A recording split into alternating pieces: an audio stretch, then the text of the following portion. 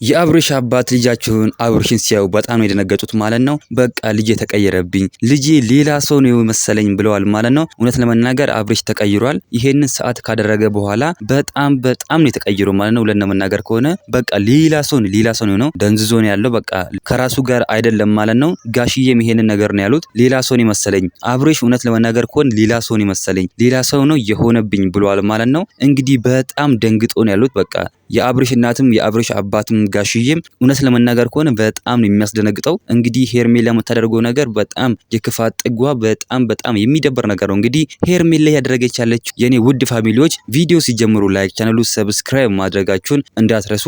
እንግዲህ የአብርሽ አባትም በቃ ልጄን ሄርሜላ የሆነ ነገር አድርገዋለች፣ ልጄንማ የሆነ ነገር አሰርታበታለች፣ አስጠንቁላበታለች፣ ይሄ እኮ እርግጠኛ ነኝ እኔ እጄ ከሳታለሁ አሳስራታለሁ ሲሉም ተናግሯል ማለት ነው። እውነት ለመናገር ከሆነ በቃ በዚህ ድርጊቷ ሄርሜላ መታሰር አለባት። ሄርሜላ መታሰር አለባት። ሆነን ለመናገር ከሆነ በጣም የሚደብር ነገር ነው የምታደርገው ሁሉ ጊዜ ማለት ነው። ሄርሜላ ከሩትዬ ጋር አለያየችው። አሁን ደግሞ እንግዲህ አብርሽ ተደብቆ ወደ ጋሽዬ ሄዷል። ነገር ግን እዛም አልተወም ብላ ተከትለው ሄዳለች ማለት ነው። ጋሽዬ በዚህ ዙሪያ ላይ በጣም ተናደው ነው ያሉት። እናንተ ምን ትላላችሁ? ሀሳብ አስተያየታችሁን ኮሜንት ላይ ማስቀመጥ እንዳረሱ፣ ቪዲዮን ላይክ ቻናሉ ሰብስክራይብ ማድረግ እንዳረሱ። በሌላ ቪዲዮ እስከምንገናኝ በያላችሁበት የዓለም ዳርቻ ሰላማችሁ ብዝት ይበልልኝ። ደህና ሁኑልኝ።